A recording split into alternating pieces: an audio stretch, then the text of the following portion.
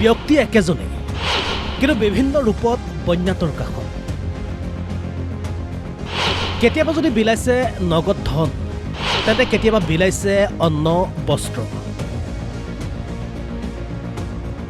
আৰু ঠিক তেনেদৰে এইবাৰ 100 চিকিৎসক আৰু চিকিৎসা কৰ্মীলৈ উজনিৰ হিন্দু বন্যাটোৰ কাষত বদৰুদ্দিন আজমল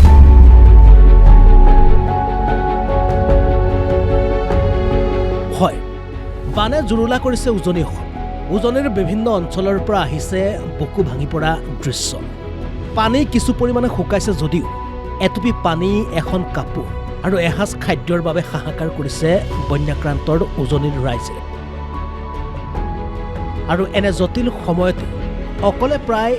2.5 কোটি টকা সাহায্য সামগ্ৰী লৈ উজনিত উপস্থিত হৈছিল বদৰুদ্দিন আজমল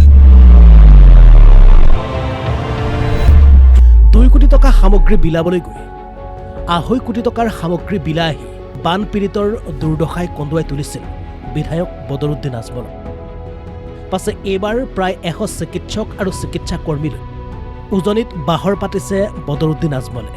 বানৰ পাছত হ'বলগীয়া বিভিন্ন ৰোগৰ পৰা উজনিবাসীক ৰক্ষা কৰাৰ চেষ্টা কৰিছে বিধায়ক বদৰুদ্দিন আজমলে আৰু এনেদৰে এইবাৰ বানপীড়িতৰ উজনিৰ 3 জিলাত বাহৰ পাতিছে বিধায়কৰ সৈতে বৃহৎ চিকিৎসকৰ দলটো সব কেয়াৰ লোৱা হ'ব এইটো এটা মানৱ সেৱা ডাঙৰ মানৱ সেৱা সকলৰ মানে খুব প্ৰয়োজন আমাৰ মানে সেৱাৰ প্ৰয়োজন তাত মানে বহুত মানে it will be a very good job great job it will be done by you thank you very much for coming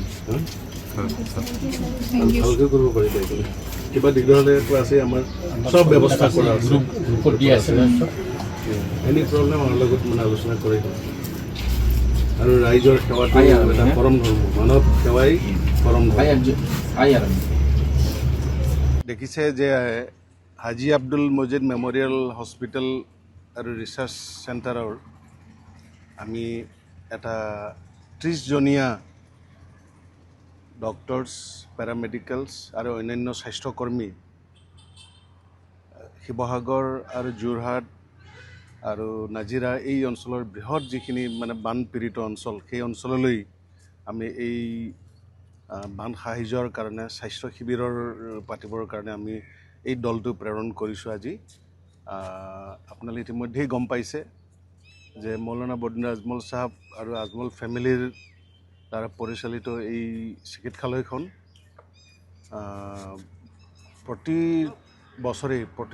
যেতিয়াই মানে মানুহৰ বানপানী অঞ্চল খৰাং অঞ্চল বা অন্যান্য দুৰ্যোগৰ সন্মুখত হয় আমি সদায় আগবাঢ়ি যাওঁ আৰু ইতিমধ্যে আপোনালোকে লক্ষ্য কৰিছে মৌলানা বদৰুদ্দিন আজমল চাহাব ইতিমধ্যেই সেই বানপীড়িত অঞ্চললৈ ভ্ৰমণ কৰি তেখেতে ইতিমধ্যেই আজমল ফাউণ্ডেশ্যনৰ যোগেদি আমাৰ যিখিনি বান সাহায্যৰ কাম ইতিমধ্যে খাদ্য বিতৰণ কৰা খোৱা পানীৰ বিতৰণ কৰা শিশুসকলৰ কাৰণে খাদ্য বিতৰণ কৰা এনেধৰণৰ কাম ইতিমধ্যে আমি আৰম্ভ কৰিছোঁ আজমল ফাউণ্ডেশ্যনৰ যোগেদি গতিকে আজমল CSRৰ অন্তৰ্গত আজমল ফাউণ্ডেশ্যন আৰু হাম হস্পিটেল এই দুইখনেই আমি এইবাৰ এই বানপীড়িত অঞ্চল ৰাইজক সকাহ দিবৰ কাৰণে স্বাস্থ্য আৰু খাদ্য আৰু খোৱা পানীৰ আৰু অন্যান্য সা সামগ্ৰী যোগানৰ কাৰণে আমি তৎপৰতা আৰু চেষ্টা চলাইছোঁ আৰু এই বানপীড়িত অঞ্চলৰ ৰাইজক এই মুহূৰ্তত আমাৰ সমবেদনা জ্ঞাপন কৰিছোঁ যিসকল পৰিয়ালে তেওঁলোকৰ আত্মীয়সকলক এই বানপানীৰ সময়ত হেৰুৱাইছে মৃত্যুমুখত পৰিছে সেইসকল পৰিয়ালবৰ্গলৈ আমাৰ সমবেদনা আৰু মৃতকসকলৰ আত্মাৰ সদ্গতিৰ কাৰণে প্ৰাৰ্থনা কৰিছোঁ ঈশ্বৰৰ ওচৰত আমি আশা কৰিছোঁ এই বান সোনকালে শেষ হ'ব আৰু স্বাভাৱিক জীৱন যাপন আৰম্ভ হ'ব আৰু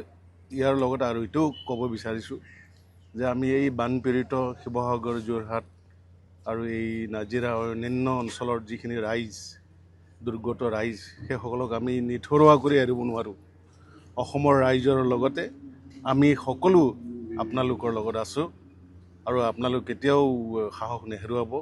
যুঁজি যাওক যি ধৰণৰ সহায় সাহায্য লাগে আমি সকলোৱে অসমবাসী আমিও মিলি আমি সকলোৱে এইবোৰ বান সাহায্যৰ কাৰণে তেখেতসকলৰ পুনৰ সংস্থাপনৰ কাৰণে আমিও যিমানখিনি পাৰোঁ আমি কাম কৰি যাম আৰু সহায় কৰি যাম